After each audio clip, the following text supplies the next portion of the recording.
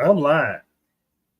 Apparently, Get You Line Journey is live, and this is a long-awaited, long-anticipated vlog or subject that I wanted to cover. It is live, so if somebody wants to give any reasonable opinion or share comments, they'll feel free to do so. It's open to you, those of you who want to rant. Those of you who may have an opposing view, it is welcome here, this forum. This subject matter is not necessarily something that I build my channel on or my career, if you will. This is really something personal I want to cover, and it's something that greatly affects and did affect Americans in the country and abroad. This is a subject I thought about for a long time: the funeral, death, and autopsy of Kamala Harris campaign. And I tell you where I kind of got the idea for this, the title for this. My aunt, Reverend Dr. A.R. Sconyers, was a bishop and pastor of a church, Travelers Rest Church, for I believe over 40 years. And so I had a chance to hear her preach several times, many times over those years. She was also someone I used to live with for a couple of years when I was in college. But I remember, obviously, when you grow up with a minister or you're around the church, you're certainly going to have your share of attending funerals.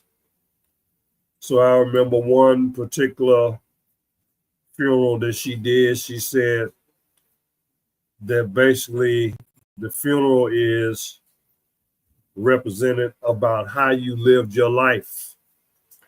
That was your funeral, not the church service that they may have for you that we call a funeral. But the funeral was actually the way that you conducted yourself while you were among the living. That is your funeral. So I relate that here to Kamala Harris and the way she conducted herself while she was a national political figure, especially as vice president for 4 years. And before that, she was a presidential candidate. So that's why I put the funeral first, because she had to conduct herself in a certain manner to get herself in position to be considered to run for that office. The death, I'm going to talk about. There are some things that Kamala Harris did or she allowed to be done in her name that I believe marked the death of her campaign and doomed it for that result on November 5th. And then the autopsy would be looking back at the results and what caused it and the effects of it within certain demographics or demon graphics, if you will, with the Democrats. So let's talk about, again, you're welcome here to give a comment. Depending on if you're interested, I can share a link where you can join the panel live here. But let's talk about Kamala Harris. She came on the national stage January 2019. Harris announced that she would run for president in the 2020 election. At the time, Harris was a U.S. Senator from California. In the debates, Harris was criticized by opponents over her record as Attorney General of California, including her past positions on marijuana, cash bail, and parole reform, and her alleged negligence in investigating police misconduct. During that campaign, she experienced stagnant polling and fundraising struggles. In November 2019, she finally began to think about withdrawing from the primaries in that next month, which was December of 2019. Famously, one of those famous, not interviews, but debates, she went against Tulsi Gabbard. And Tulsi Gabbard destroyed her in that debate. And that was the basis now where you have Tulsi Gabbard now in the cabinet of Donald Trump. And she actually left the Democratic Party and became a Republican, or switched her allegiance to the Republican Party. She's now in the cabinet. I think she's on the cabinet as a national security director or something like that. Well, Kamala Harris did horribly in that particular election. She did not win one state. So in March of 2020, she endorsed Joe Biden for president. And then a few months later, August 2020, Harris was chosen by Biden to be his running mate. After Biden and Harris won the general election, she became the first female vice president of the United States in 2021. I guess that's a feather in her cap that she's able to say she was the first. She wasn't the first one to run, but she was the first one to actually come out with a victory in the election.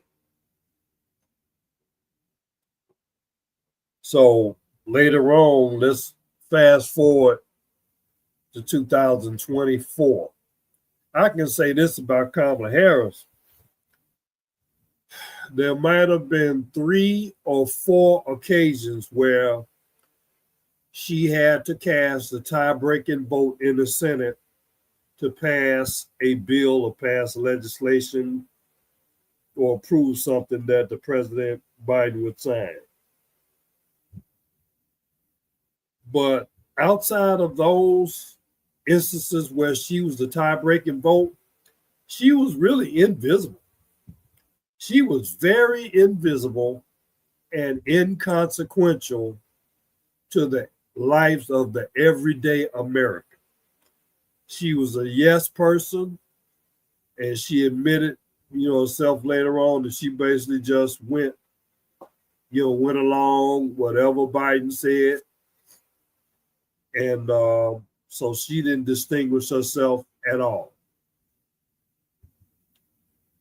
But 2024, there was a disastrous presidential debate between Joe Biden and the current president, Donald Trump. And after that horrible performance, concerns grew about his age and fitness to serve a second term. I mean, he looked like he was senile and, didn't even know what planet he was on. And he actually, after that debate, people started to say, hey, I think this guy, he needs to get out of there because Trump is going to smash him, which he would have. He would have smashed him horribly. Now, I'm certain that there were some factions of the Democrats that didn't want Harris to replace Biden. I'm certain of that. But the fix was in kind of once Biden decided that he was not going to run again. Very quickly after he formally dropped out,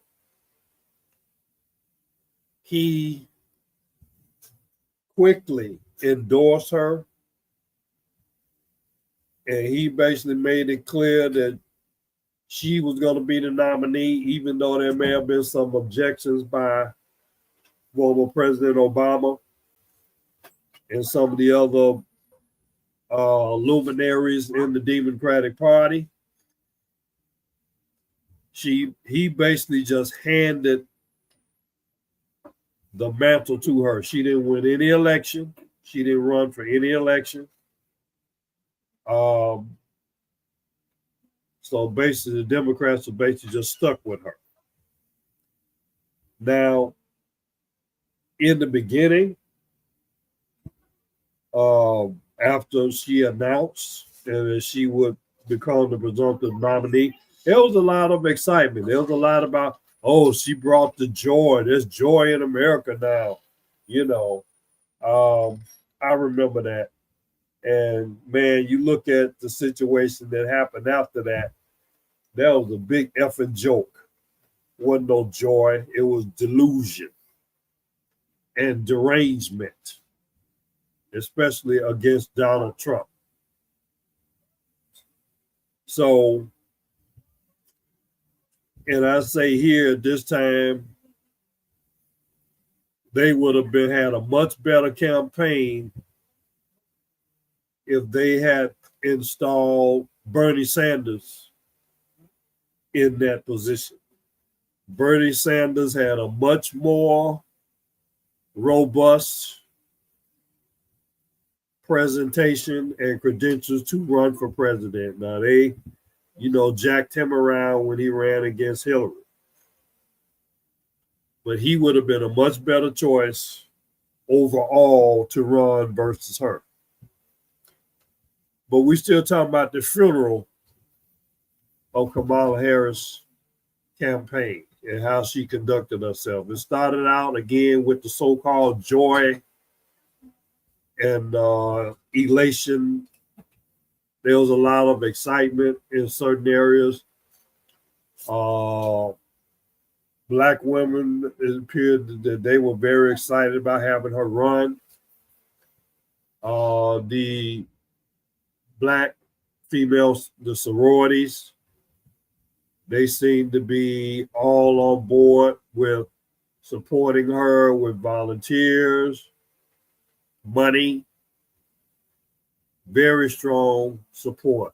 Black men, not so much, but certainly Black women were on the train, if you will, or the little engine that thought they could, but they ended up being proven to be not able to do it. But it was handed to her. And she did made a lot of appearances, campaign appearance. She was on TV quite a bit. Now, she did have one debate with Trump, one debate. And depending on what side of the fence you were on, some people say she won the debate. Some people, say that, Trump won, clearly. He was a clear win. But I remember watching that debate. It was nothing really so spectacular. Certainly, she certainly showed more energy than Biden, obviously because of age factor. And she brought some of that sister girl attitude. to the race and to the interactions with Trump. But I look at just a couple of things that she, I would say, is one of the cornerstones of her campaign. Again, I'm talking about the funeral, which is how she conducted herself during the beginning of the campaign and throughout. One thing that there's several things that she seemed to hang her hat on. They put a lot of emphasis on abortion rights, the right to kill your baby. They were talking about eliminating the filibuster so they could restore the Roe versus Wade, which of course was struck down. They were very heavy on abortion and abortion rights. The other thing that she did cover somewhat was the economy, which you had to, because certain areas of groceries and things are very high, very elevated costs over the 4 years and at the time of the election. So always it's the economy stupid when it comes to national elections. And it should be that way for any election. She talked about taxes and basically saying wouldn't raise taxes for those earning less than $400,000 a year, which is a lot of money if you earn $400,000 a year. How many people earn that? And it was always the soak the rich, tax the rich, hatred of the rich. Roll back Trump's tax cuts for the wealthiest Americans. They were really highly critical of billionaires. They directed a lot of fire at Elon Musk.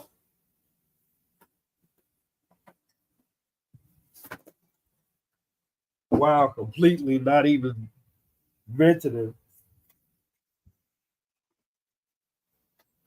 George Soros and other billionaires that support the Democrats. So I guess the ones that, you're a billionaire if you support the Democrats or the Democrats, you're all right. So she was, what they talking about? Expanding the child tax credit, which that's only going to apply to a certain segment of people. Wouldn't help me. Don't have no children. Who I would have used that credit for. Of course, I'm not working now, but most of my working time. So that was the thing on the economy. Another thing that was a big deal with immigration. And I believe this is definitely going to relate to the death and autopsy of Kamala Harris' campaign. Immigration. People overwhelmingly are against the policy that they let millions of illegal aliens come here and invade this country. There, you want to know where your Medicare, Medicaid, and Social Security money went?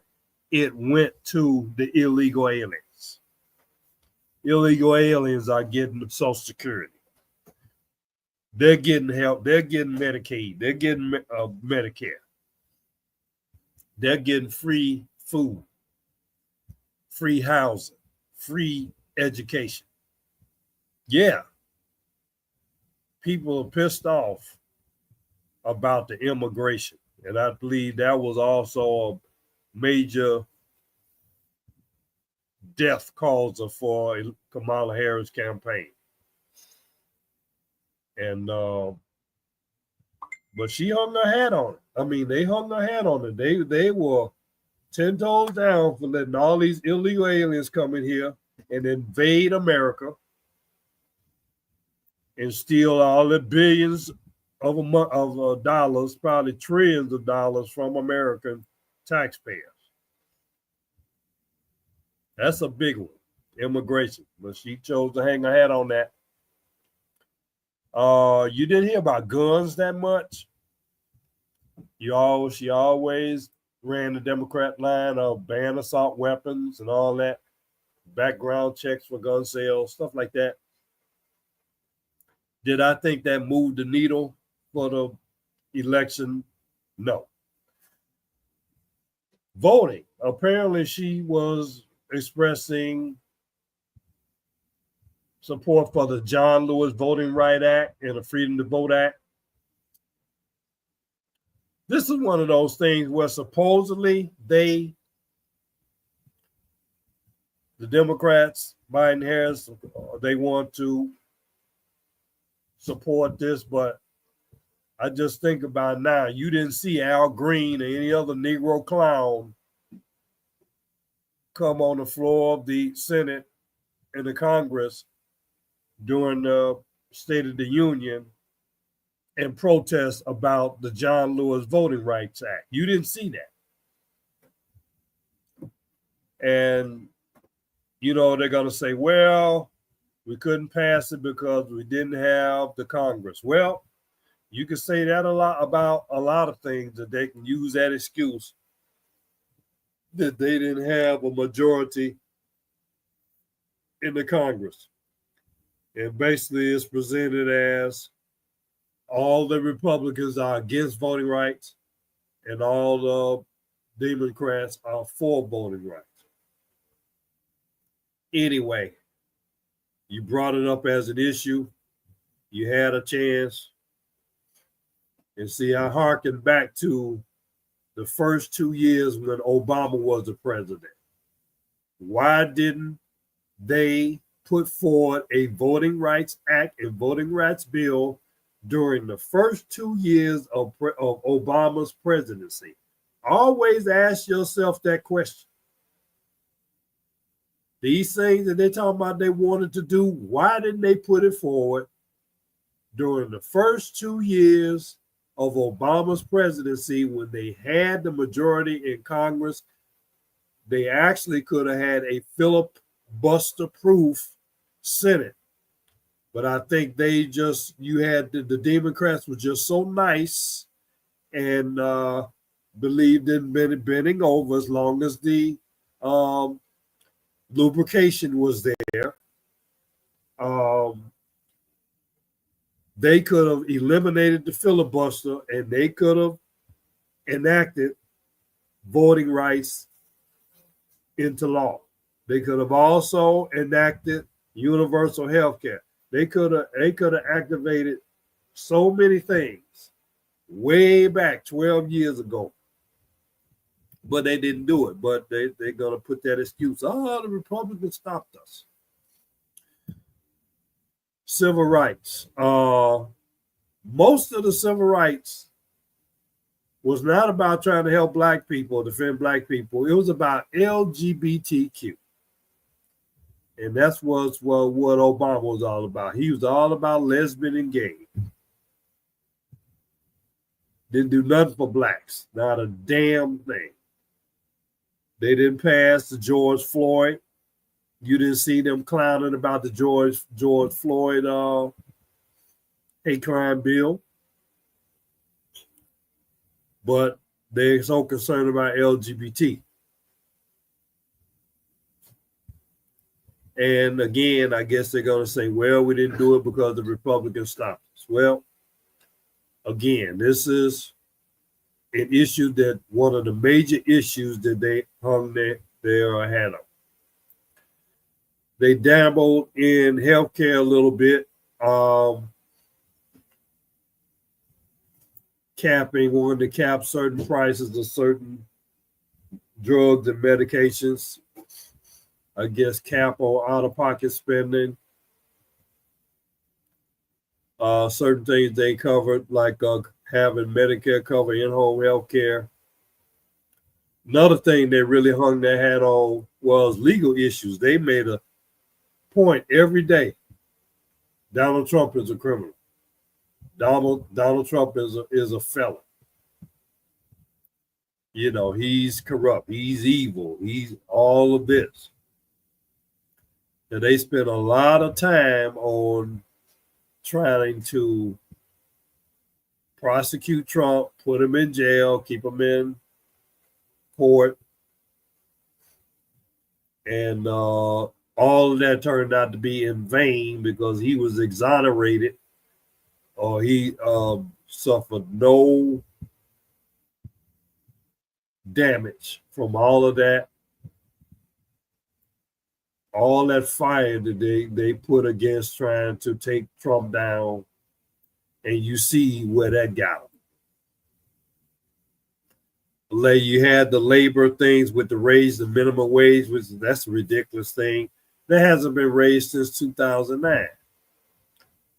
And I guess 2009, I guess Obama was in office then. But that hasn't been done because people on both parties opposed. Now here's one, Harris wanted to copy off of Trump. Taxes on tips, eliminating them. Now, I tell you, if Trump and the Republicans are able to pass that, that is big. That is very big. It would be very big now, and would have been very big for Black people because, well, that's what we made a lot. I said this before. My grandfather was a waiter. And a lot of his money that he made while raising a wife and 5 children, he was a waiter. So he received, I can hear him say now, how you make all that money? He said, know how. I'll never forget it. When he would say how he would make that money as a waiter. He said, know how. I'll never forget that. But just think of the people who, the waiters, waitresses, Uber drivers, and other professions where people in the barbershop, they get tips. Beauty salon, they get tips. Now, I mean, if they probably are not they're probably not reporting that, to be honest. But now they would be able to actually report everything. And if it's $1 million, they wouldn't pay any taxes on it. So that would be something, but she was basically just copying off from him for that, copying off of Trump. Paid family and medical leave. I don't know where that's going. Again, there are Republicans as well as Democrats who are on either side of that issue, but I won't spend a whole lot of time on that. So I was saying conclusion about the funeral and how Kamala Harris conducted herself. Number one, it was handed to her. She didn't earn it. She didn't face the voters. It was just gifted to her by Biden. So that was a problem. And there were certainly better candidates that they could have put forward than her. But she hung her hat, and the Democrats hung their hat on, I would say, abortion, number one, LGBTQ, immigration.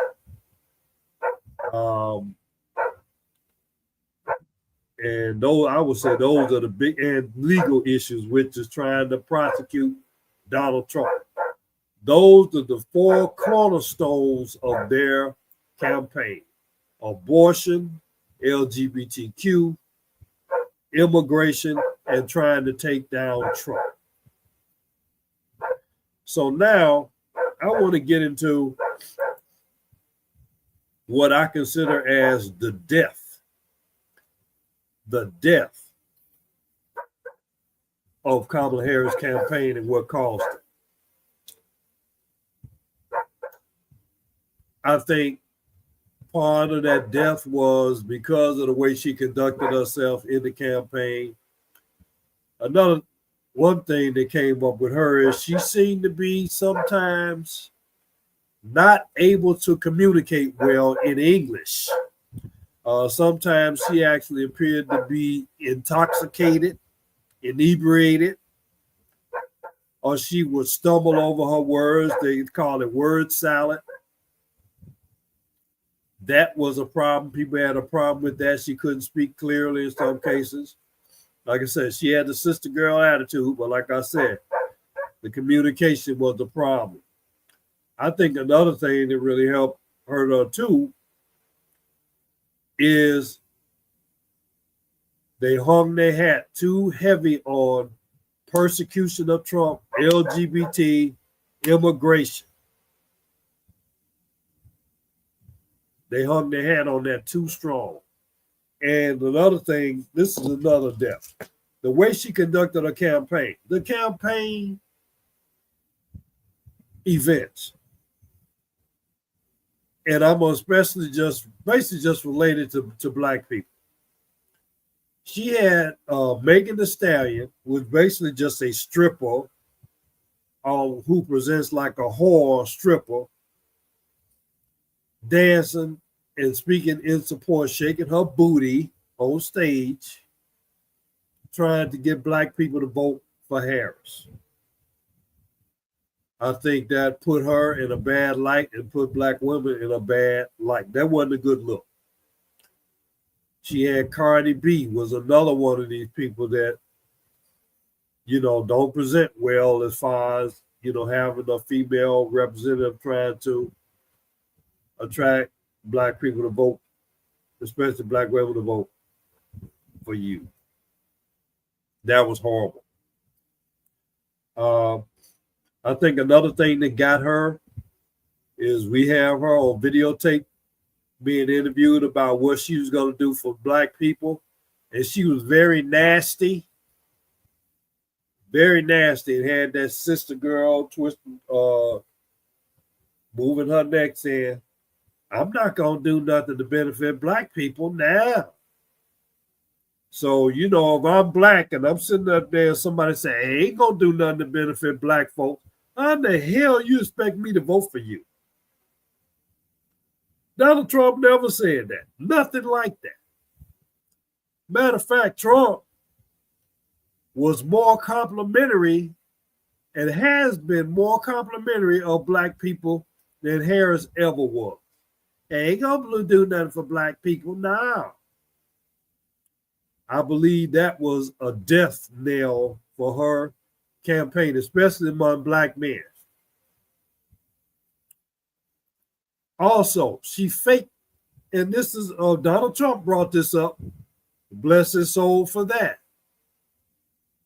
The Black Association of Black Journalists did a convention in Chicago, and they invited Trump, and he showed, he appeared, he paid respect to Black people and the Black professionals and the Black press.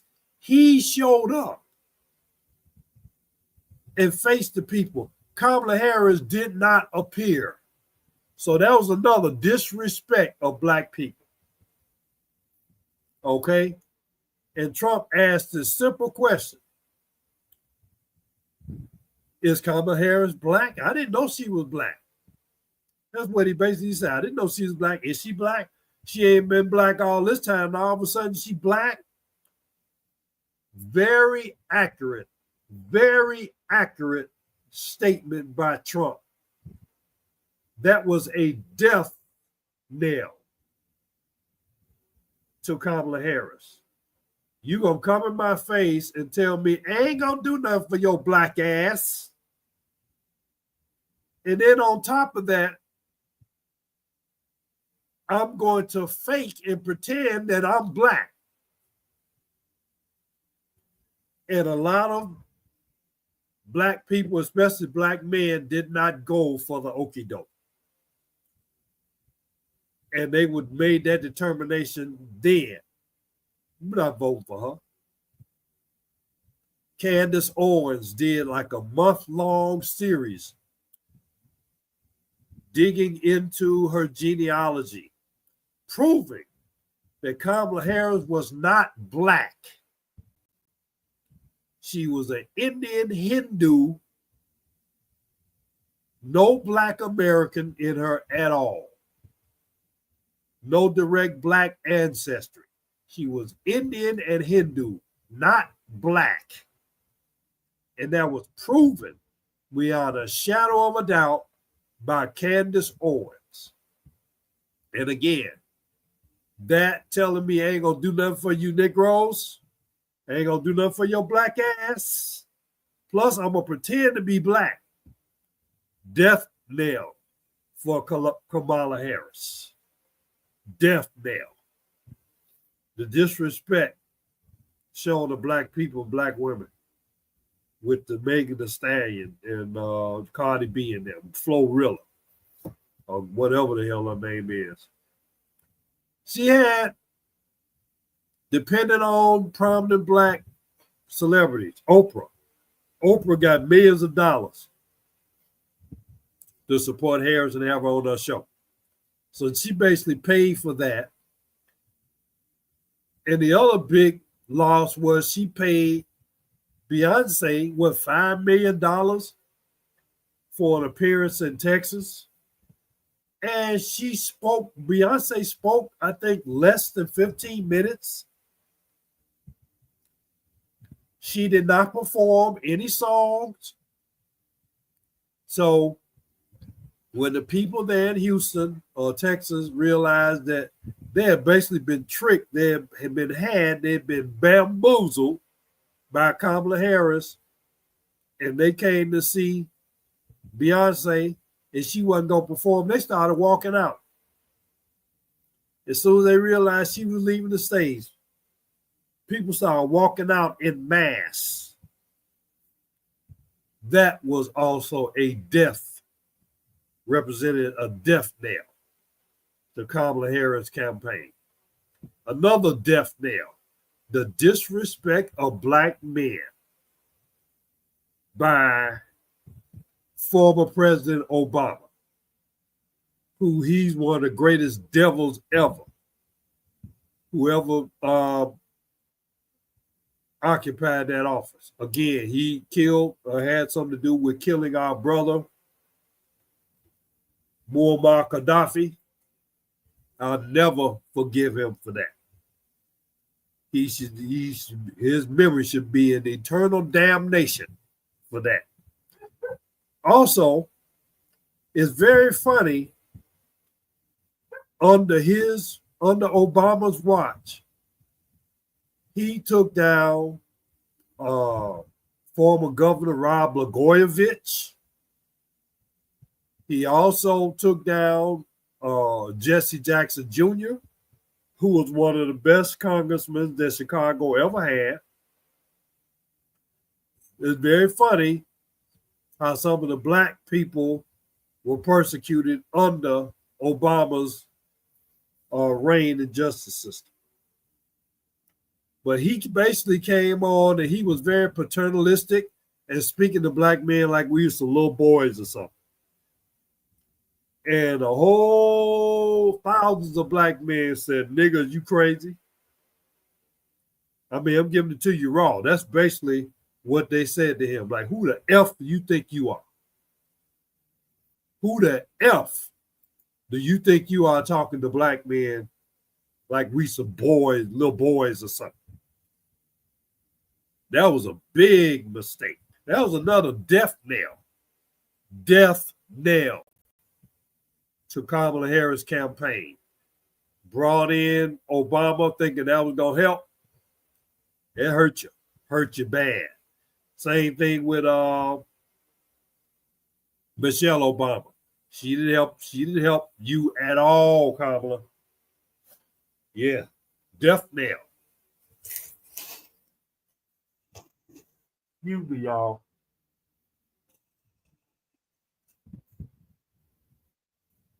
I've been under the weather. I got my lemon here. It ain't cold. It ain't hot now, but it be drinking. So those things, I would say, really were the death of her campaigning. She was an effective communicator. Sometimes she, like I said, she came off as drunk, stumbling over words, outright lies, outright disrespect of black people. She was gone. I didn't get a chance to vote because I was in the Philippines. No way. Trump all the way. Glad he's there. So anyway, let's talk about the autopsy, which is the aftermath of the election November 5th, where she was, Kamala Harris was destroyed in that election by Donald Trump. Let me see if I have some of the things here. I think she lost. She had only 226 electoral votes. I think Trump had 312. She lost the popular vote. First time a Democrat has lost a popular vote in maybe 20 years plus. She, Diamond, no, she's not a black American. She's not black, period. Let's stop that. She's not black, period. She lost all the swing states, all the 7 so-called swing states. They call them swing states because they believe that it could go either way in a national election. She lost all of those states, lost the popular vote, lost every state.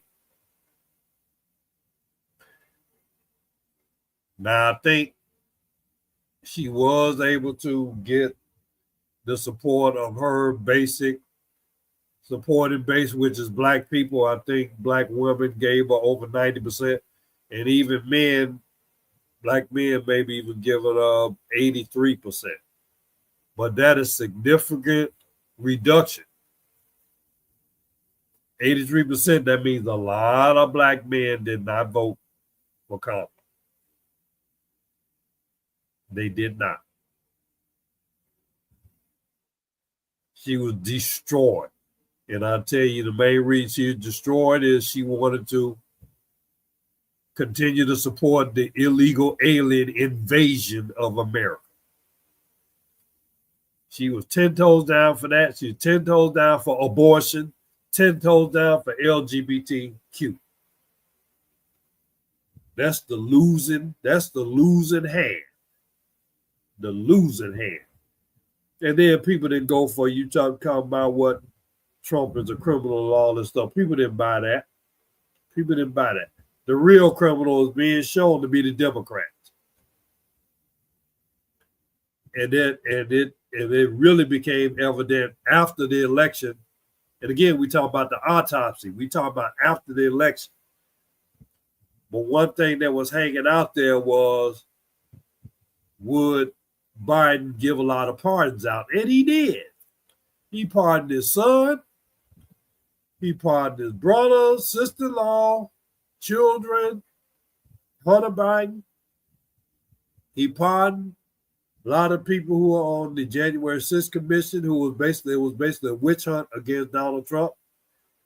He pardoned Dr. Fauci, who was involved in the COVID-19 scandal. So, believe me, if he had done that before the election, she would have lost by even more of a landslide. But there you have it, though, really. The funeral, the way she conducted herself, the death, I gave you 3 or 4 blatant major examples of why they spelled the death of her campaign and the autopsy. And now I can tell you that she's basically disappeared from the media. She's not even, you don't see Kamala Harris on no TV or nothing. Oh, let me throw this in. This show called The View. with Whoopi Goldberg, Joy Behar, a couple other people, and Navarro, Sonny Hostin. Horrible. They used to love Trump, and then once he ran for president, they hate him all of a sudden. They were trying to justify and defend the indefensible conduct and policies of Kamala Harris and Biden. They told a lot of lies. They had to threaten legal action against them for, I guess, libel and slander or whatever. Terrible. That was a terrible show. That was a lot. That didn't help her at all. And the media was shown to be evil deceivers. And it was obvious. Another thing, let me just bring this up, which really killed them. People did not get their news off of the nightly network news and the major news, quote unquote, news networks anymore, like CNN and MFDNC. They don't follow it anymore. People have turned to social media, Facebook, Instagram, X, which used to be Twitter. It's owned by Elon Musk, who they hate. They put a lot of hate against Elon Musk, even to this day. They're trying to actually firebombing his dealerships and shooting guns now.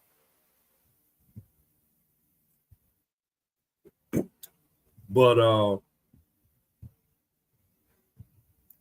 like I said, the funeral, the death, very well laid out here, and the autopsy.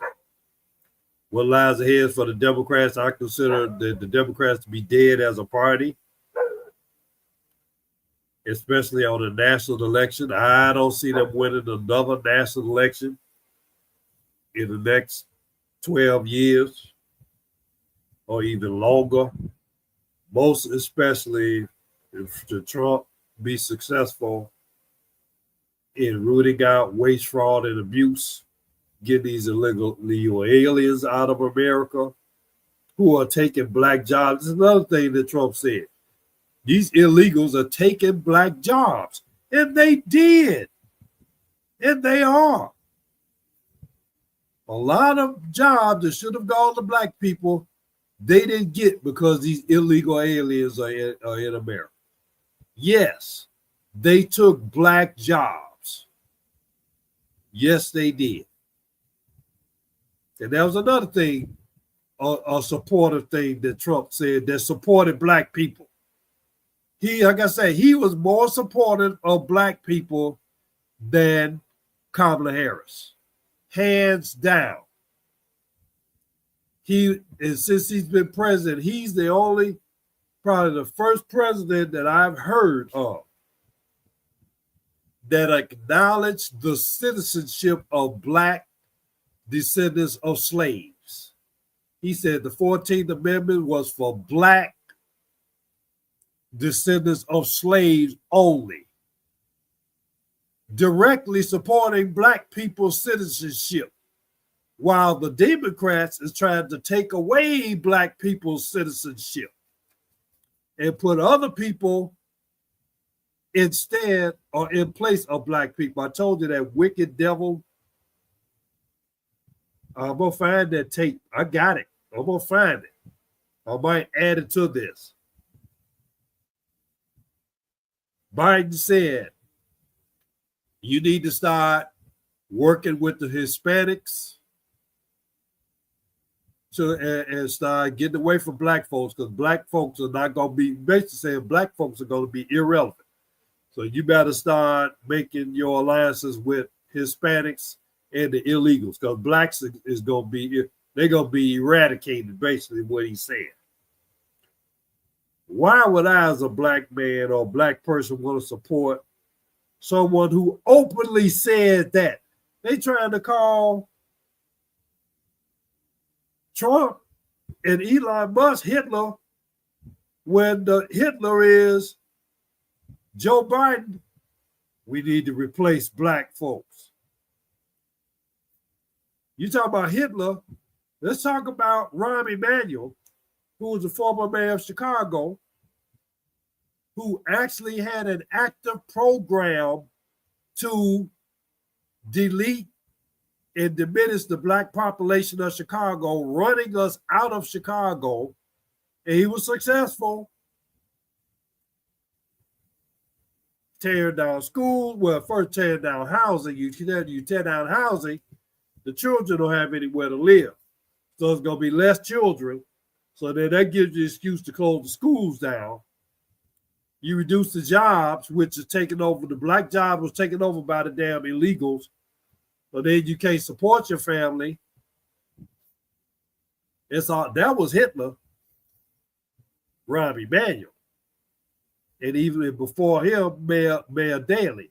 That was Hitler. That was the real Hitler. And I know because I was there in Chicago doing all those years. And hopefully this next election, we're going to flip red and flip Republican for the national election to get rid of these Democrats out of here. Because they are no good for us. But as I conclude here, this is one of my slogans. America being a sucker is cool to those who benefit. Black people being killed, persecuted, suffering is cool to those who feel they benefit or those that don't like black people and love to see us be killed and hurt. A lot of you sick bastards out there. We not, no question that that's out there. So I conclude, again, America being a sucker is cool to those who benefit. Black people suffering is cool to many of you out there. So glad I got this over with. Kamala Harris, they're talking about her running for president again. Please let her run for president again. So we can guarantee we're going to have Republicans in office for the next 12 years. They can't do no better than that. And she going to actually come back and present herself again. She's been proven she's not black. She's not going to be able to have that to hang her hat on. Trump is going to be proven right and correct on immigration and other things. And she thinks she's going to run against that. She better be trying to maybe, I don't think she can even run for governor of California. But again, I don't care. She's irrelevant for me. And she ain't shit. Thank you all for listening. And I greet you in peace. This is the end. Ramadan is just ended. So Ramadan Mubarak, Eid Mubarak, the end of Ramadan. So also glad to hear the successful procedure for Minister Farrakhan, who had medical procedure here lately. He's recovering. Convalescing there, so hope to hear him back on the scene pretty soon. But thank you all for joining this special presentation of Geechee Lion's journey. Thank you, Diamond. Again, keep in touch. Hopefully you'll be, if you are coming to the Philippines, let's stay in touch. You can always contact me. Anybody who wants to contact me can always send me an email, geecheelionsjourney@gmail.com. All right? Please do that. Thank you a lot. Reach in peace.